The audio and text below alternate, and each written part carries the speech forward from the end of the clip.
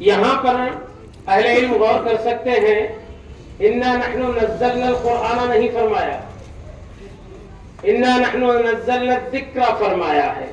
اور اس ذکر کے بیان کرنے میں مفسرین کرام بہت ہی زیادہ طویل گفتگو کیے ہیں کہ یہاں پر ذکر کیوں کہا گیا. ایک اور جگہ فرمایا لا تلہکم اموالکم الذکر فرمایا. اور اس قرآن کی آسانی اور تسہیل کی بات آئی تو فرمایا وَلَقَدْ يَسَّرْنَا الْقُرْآنَ لِلذِّكْرِ فَهَلْ مِن مُدَّكِرٍ. جگہ جگہ ذکر فرما کر رب تعالی کیا کہنا چاہتا ہے وہ اپنے مقصود کو تو بہتر سمجھ ہی سکتا ہے، لیکن جن کی عقلوں کو علم و حکمت سے آشنا فرمایا ہے انہوں نے فرمایا ہے کہ اس سے مراد قرآن مجید ہے.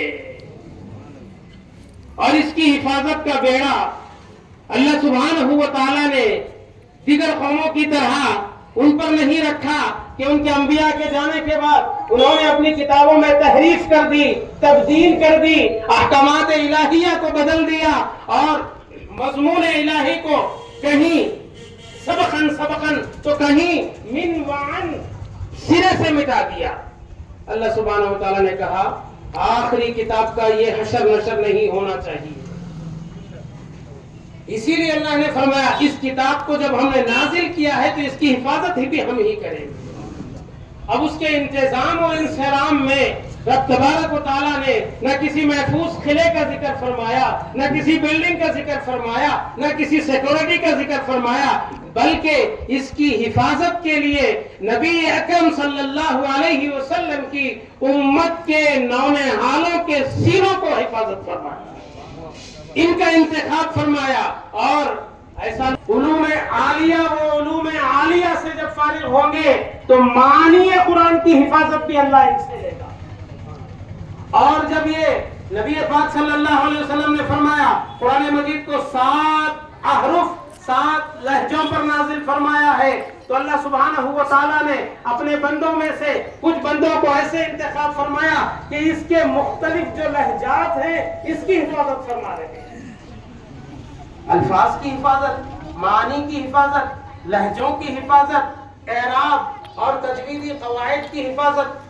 اس حفاظت کو کیا کہیں، کیونکہ اس کی حفاظت کی ذمہ داری آپ ہم اگر لیتے تو ہو سکتا کوئی کمی کوئی نقص باقی رہ جائے، لیکن ایسی ذات نے اس کو انتخاب فرمایا ہے کہ جس کی ذات میں کوئی نقص و عیب نہیں ہے تو اس کے صفات عالیہ اور صفات میں کوئی نقص و عیب نہیں ہے. اور یہ رب تبارک و تعالیٰ نے ایسا انتخاب فرمایا وقت نزول سے لے کر جب تک منشاء الہی رہے گا قرآن کریم کا ایک ایک لفظ، ایک ایک لہجہ، ایک ایک قاعدہ اللہ سبحانہ و تعالیٰ انسانوں سے اس کی حفاظت فرماتا رہے. اسی لیے فرمایا انا نحن نزلنا الذکر وانا لہ لحافظون. یہ مدارس اسلامیہ لوگ آج ان میں پڑھنے والوں کو کمتر نظر سے دیکھتے ہیں، نہ جانے انہیں کیا کیا سمجھتے ہیں. ہمت ہو تو کرو کوئی ایسا کام جس کی حفاظت کا انتظام ہو سکے. اپنے 4-5 بیٹوں میں سے کسی ایک کو اس حفاظت الہیہ کے دائرے میں لائیے اور بتائیے کہ دیکھو رب نے میرے بیٹے سے وہ کام لیا جس کی ذمہ داری میں اللہ نے فرمایا انا نحن نزلنا الذکر وانا لہ لحافظون. تو یہ جو حفاظ کرام ہے یہ قابل مبارکباد ہے، کیونکہ اللہ ان سے وہ کام لے رہا ہے جو وہ چاہتا ہے. کہیں الفاظ تو کہیں معنی، کہیں لب و لہجہ. اب فصاحت و بلاغت کی جب بات آتی ہے تو اس میدان کے شہ سوار بھی ہم کو اس دنیا میں ملتے ہیں. ایسی فصاحت، ایسی بلاغت کہ اندازہ نہیں کر سکتے. آپ کو معلوم ہے ایک عرب نے کہا کہ قرآن مجید الفاظ ایک طرف، معنی ایک طرف، لب و لہجہ ایک طرف، انداز خطاب ایک طرف اور جتنے اس کے صفات عالیہ ہیں سب الگ الگ، لیکن صرف فصاحت و بلاغت کے نظریے سے بھی اگر آپ اس کو دیکھیں گے تو یہ بات آپ پر آشکار ہو جائے گی کہ ایسا کلام دنیا میں کوئی نہیں پیش کر سکتا، کیونکہ یہ دنیاوی کلام ہے ہی نہیں، یہ رب العالمین کا کلام ہے. اہل لغت نے بیان کیا جب اللہ سبحانہ و تعالیٰ نے وَأَوْحَيْنَا إِلَىٰ أُمِّ مُوسَىٰ أَنْ أَرْضِعِيهِ فَإِذَا خِفْتِ عَلَيْهِ فَأَلْقِهِ فِي الْيَمِّ وَلَا تَخَافِي وَلَا تَحْزَنِي إِنَّ رَادُّوهُ إِلَيْكِ وَجَاعِلُوهُ مِنَ الْمُرْسَلِينَ۔ جب اس آیت کو پڑھا اہل زبان فصاحت و بلاغت کے شہسوار حیرت اور دنگ میں پڑ گئے کہ یہ کیسی آیت ہے کہ اس ایک آیت میں امر بھی ہے، نہیں بھی ہے، خبر بھی ہے، حکم بھی ہے اور بشارت بھی ہے۔ ایک ہی آیت،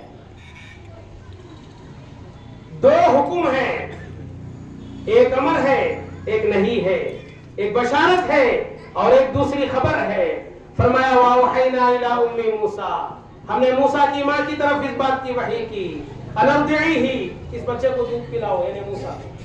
فَإِذَا خِفْتِ عَلَيْهِ، اگر تجھے ڈر ہے کہ فرعون تیرے بچے کو مار دیں گے، یعنی حضرت موسیٰ جو آگے چل کر نبی بننے والے ہیں، فَأَلْقِهِ فِي الْيَمِّ، یہ امر ہے، اس کو سمندر میں ڈال دے۔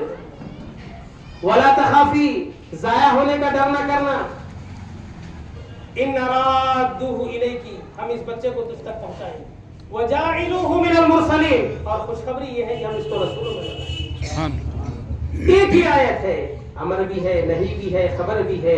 وقت میں گنجائش نہیں ہے کہ اس میں اور کیا لطافتیں اور کیا باریک باتیں ہیں آپ سے گوش گزار کر سکوں۔ بہرحال ایک کلام ہے رب العالمین کا، اور دنیا میں قاعدہ ہے کہ بادشاہوں کے کلام کو ملوک الکلام کہتے ہیں، یہ تو رب العالمین کا کلام ہے۔ ہر اعتبار سے، جس زاویے سے، جس نظریے سے آپ اس میں کھوج کریں گے، تحقیق کریں گے، بحث کریں گے، رب تبارک و تعالیٰ اس کے لیے راہیں ہموار کرتے ہیں۔ چنانچہ ارشاد ہے وَالَّذِينَ جَاهَدُوا فِينَا لَنَهْدِيَنَّهُمْ سُبُلَنَا، سبیلنا نہیں فرمایا، سبلنا۔